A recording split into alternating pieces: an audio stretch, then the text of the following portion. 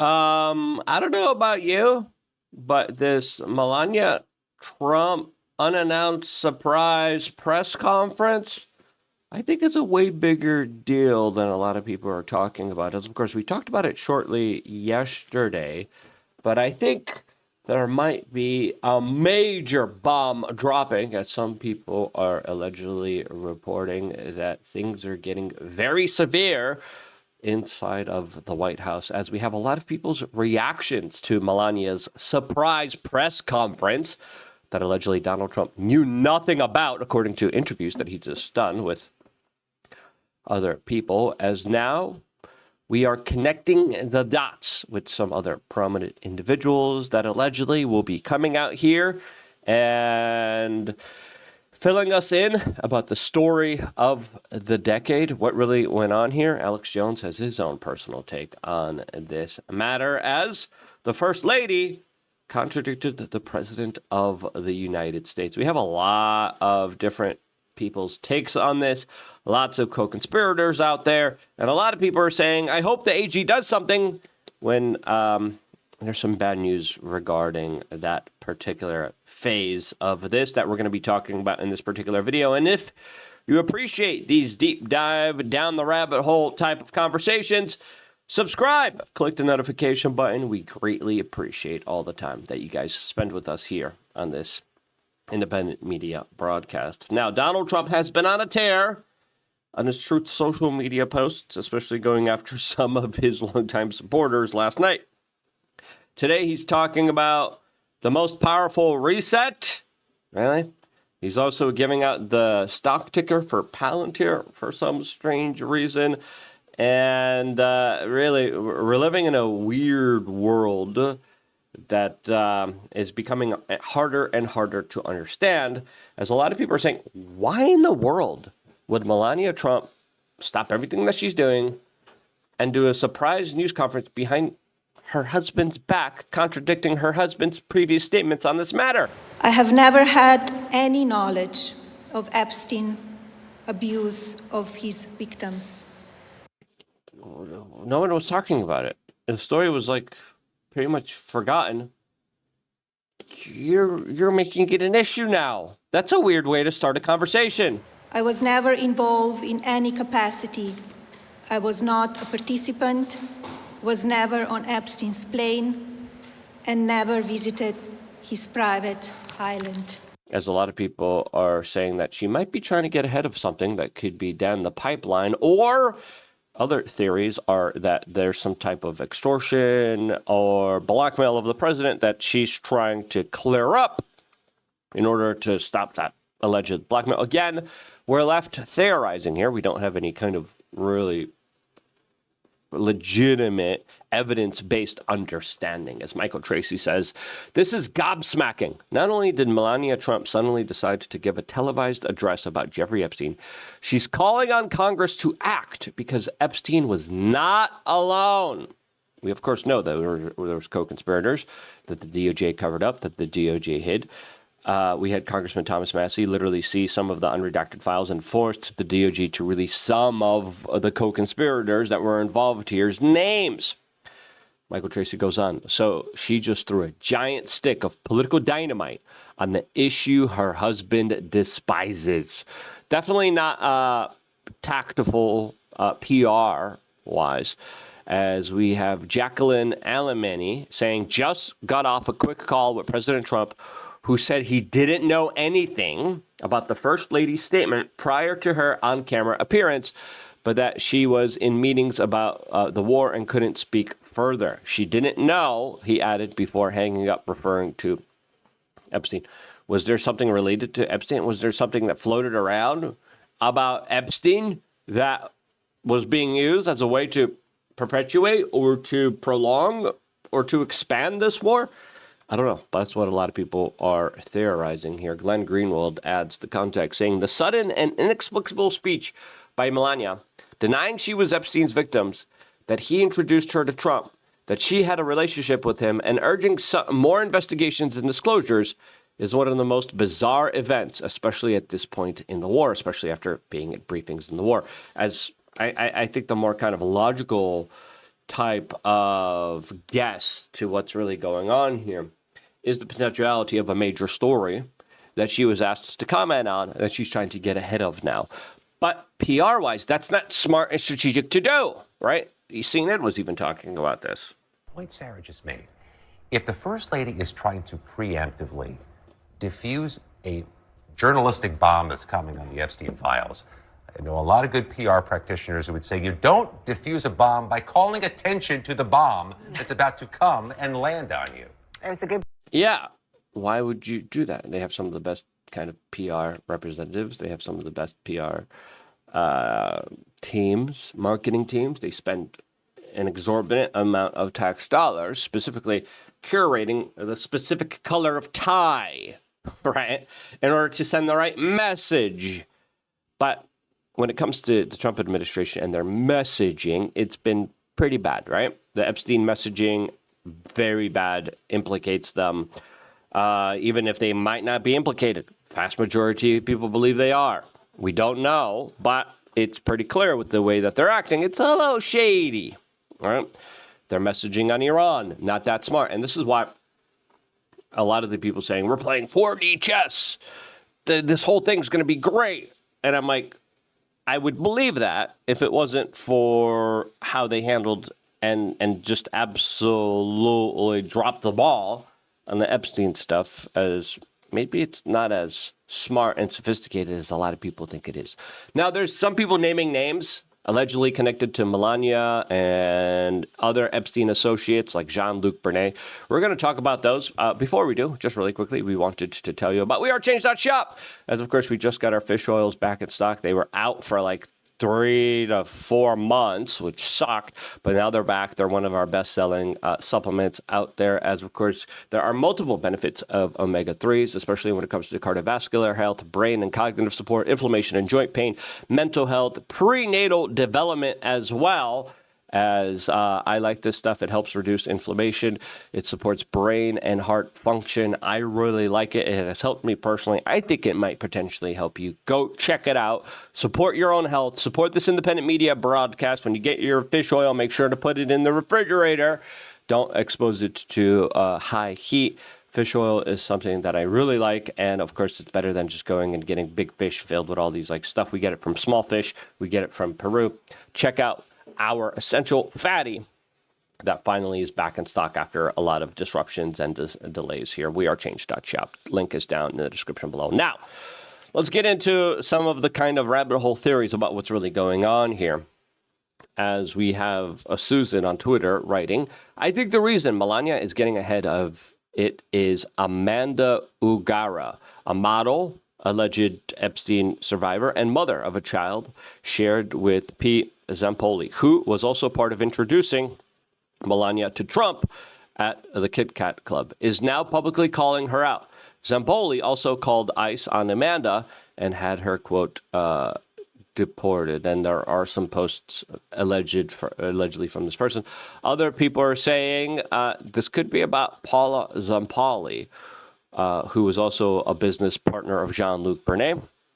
He had a history with some of the associates in here, and that this Amanda Ungara, the same lady specifically mentioned here, is the lady that got held by ICE detention with no charges for 4 months, then got deported and separated with her son, all allegedly directed by the Trump administration. Turns out this woman is Paula Zamboli's ex-wife of 20 years and Trump business partner in Miss Universe casinos and real estate. Trump even made him, quote, an ambassador. Now, is this lady the one that leaked information to the press here that's going to be coming out surrounding Melania, Jean-Luc Bernet potentially? And is this what is kind of happening here? That's what the internet thinks is happening here. Just because they think it, just because we're hearing this rumor, doesn't mean it's true. But a lot of people are reporting, and again, it's hard to believe a lot of these kind of insider sources because it's not really verified and people aren't really putting their names behind some of these claims. But people are saying the walls are closing in and Trump is lashing out. And this could be one reason why he specifically lashed out. Well, President Trump came out on Truth Social. Sorry about that. It could be one of the reasons why Trump lashed out and kind of changed the conversation after Melania Trump and created a big firestorm buzz specifically about the podcast wars surrounding some of the biggest influencers out there directly attacking them, which conveniently got people talking about that and not about Melania and what Melania did and the potential big story coming out about Melania. Now, Alex Jones, who was attacked by Donald Trump yesterday in his Truth Social post here, as Trump kind of mocked him for going bankrupt, as Alex went bankrupt after having the government target him because he, and it's pretty clear from I'm just kind of shortening things here without fully explaining it. Obviously, there was a lawsuit. Obviously, Alex said some things that were wrong, but he never even had a court date, and he merits his kind of bankruptcy, the attack against him owing over $1 billion specifically because of his kind of support for Donald Trump. That's what he attributes it to. So Trump kind of making fun of him being bankrupt isn't the nicest of things to do, since a lot of people believe he got bankrupt for supporting Donald Trump because of the legal lawfare that was placed up against him. But Alex responded to Trump, and the first thing he talked about was like, he hinted at the Melania thing and his Truth Social post being a kind of potential distraction for this, which PR-wise, right? Instead of having people talk about Melania now, it's like, oh, everyone's talking about him attacking Candace, Tucker, Jones, and Megyn Kelly. Well, President Trump came out on Truth Social and attacked myself and all the original MAGA supporters today. And I'm just so sad that whatever's happened to him has totally changed the man he once was, because he did so much good. That said, it followed just a few hours after Melania Trump came out, unannounced. Reportedly, Trump didn't know, and said she wasn't involved with Epstein and she supports a full investigation by Congress into the Epstein cover-up. Trump says Epstein's a hoax. So this reminds me of Melinda French, when she started turning against Bill, also over Epstein. So Trump's got big problems, folks. And I am just so concerned about this country and the world. Trump's being led around by the nose by Netanyahu and by Mark Levin. And is that what's really kind of happening here? Who really knows, right? But it is a very strange type of announcement. Now, again, there's been a lot of fake news. Trump has been actually suing people that have made claims about Melania, him, and Epstein, right? And they're going to be fighting in a court of law to see how a lot of those suits are going to be handled. Is going to be interesting, especially during discovery, right?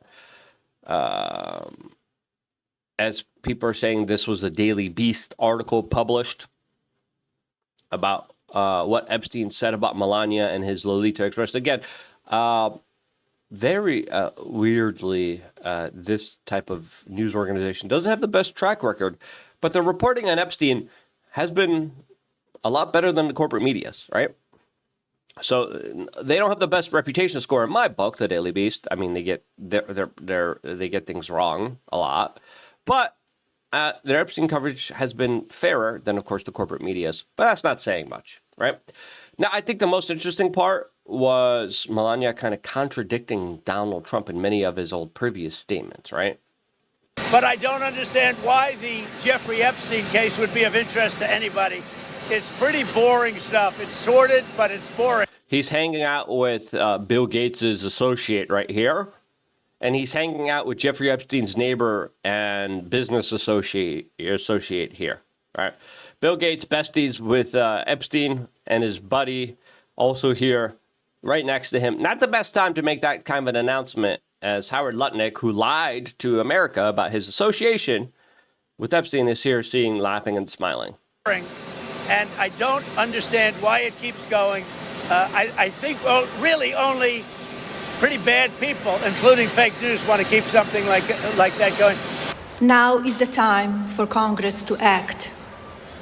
Epstein was not alone.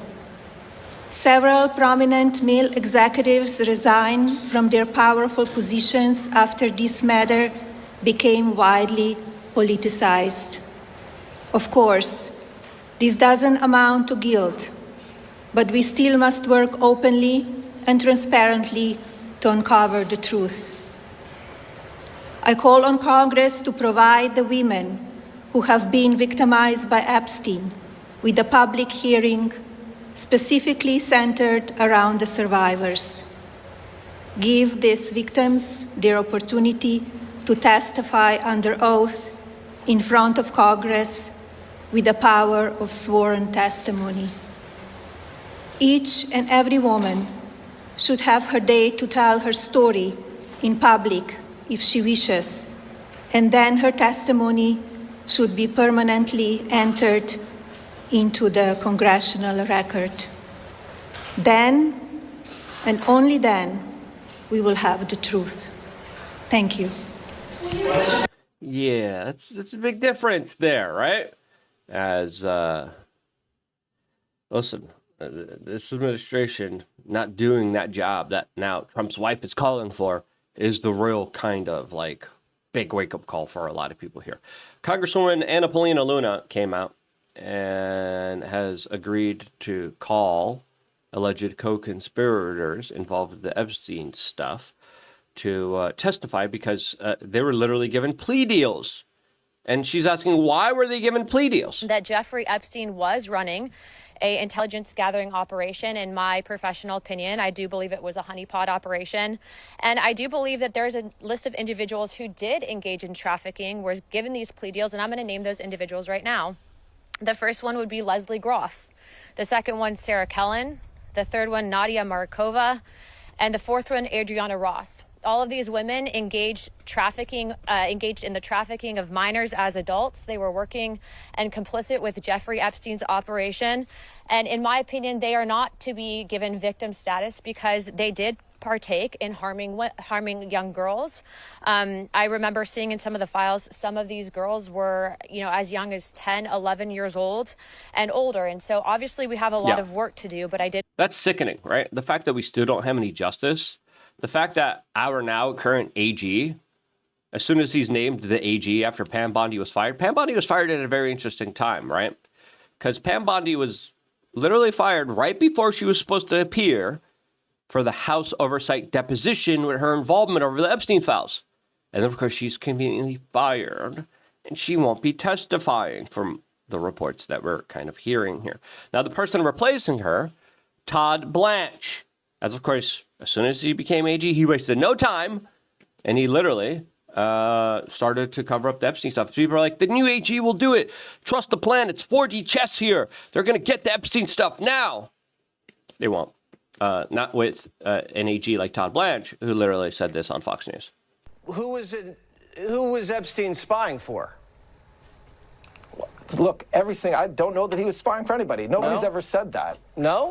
Yeah. Come on, man. Bro. You don't think he might have been a spy for a foreign country? I have no idea if he was a spy. All I know is that we don't have any evidence in the Epstein files that the FBI collected over 15 years that suggests that, Jesse. I don't know. I wasn't part of the original prosecution team. Neither was Attorney General Bondi. And I can tell you this. There's only one president that's held Mr. Epstein accountable, and that's Donald J. Trump. During his first administration, that was the administration that prosecuted him, and during this administration, it's the administration. And then he met his demise. And then the guy at the DOJ, who, by the way, whose father gave him the start, gave Epstein his start, covered it up. Right? That's the whole criminal aspect of this that really makes you kind of like, I don't think we got justice from that, right? We got a cover up, and we got clearly a wild story that never became true. That's been totally transparent and released all the files. And no matter how much criticism people want to make about the Epstein files, that is indisputable. It's undisputable that nobody talked about the Epstein files for 4 years during Biden. 4 years. And so when President Trump said, let's release the Epstein files, and the law was passed that allowed us to legally do it. Yeah, you guys still haven't released it, right? Vast majority of the data still not released. Lots of files still not released. The financial record still not released. As a lot of people believe that Trump is just kind of going haywire with his Truth Social posts because of this Melania thing. Some people are saying Melania is making sure that Trump isn't going to be blackmailed anymore. Some people say Melania is just covering up a story that's going to be coming out that's going to be a big bombshell. Which one do you think is true? Let me know down in the comment section below, because it's up to our interpretation. Since we have no solid evidence proving either case here, we could only guess. And I think the guess is there's going to be a big story up ahead here. As a lot of people believe some of this is connected to Iran, I think it's connected to a big story coming out here, as Whitney Webb is talking about Zempoli and the person that we mentioned beforehand, and Amanda Ungaro, who really will be one of the people allegedly releasing some new information. Is that going to be true? Who knows, right? We'll see.